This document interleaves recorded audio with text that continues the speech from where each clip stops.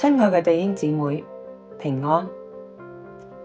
今日係將臨期嘅第一主日，亦係教會年曆嘅開始。將臨期係一個預備同盼望嘅節期，提醒我哋重新調整生命嘅焦點，帶住盼望迎接基督嘅來臨。呢個係一個充滿喜樂嘅等待，更係一段更新、警醒、重新開始嘅旅程。喺新一年屬靈旅程嘅起點，讓我哋藉着詩篇122篇，再一次對準人生真正嘅方向。詩人話：人對我說，我們往耶和華嘅殿去，我就歡喜。今日我哋可能會覺得去教會敬拜係一件輕而易舉嘅事，但對昔日朝聖者嚟講，能夠被邀請到神嘅殿中，並且順利咁企喺耶路撒冷嘅門內，都係恩典，唔係必然嘅。詩人歡喜，唔只係因為宗教嘅儀式，而係因為佢心裏渴望與神相遇。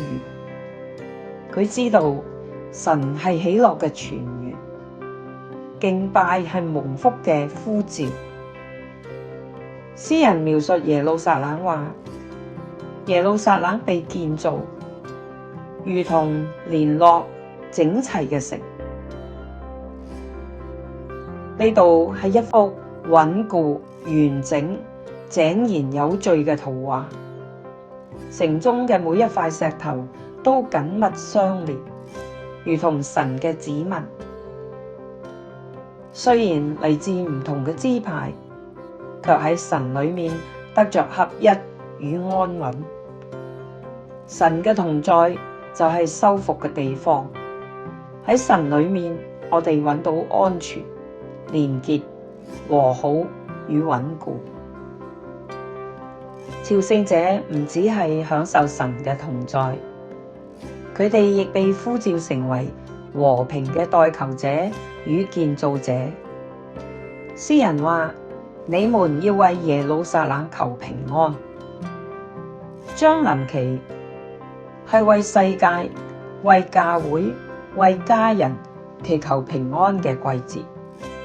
神嘅平安唔係抽象嘅感覺，而係佢臨在嘅真實體會。平安臨到我哋，亦臨到我哋所愛嘅人。詩篇122篇提醒我哋3件事。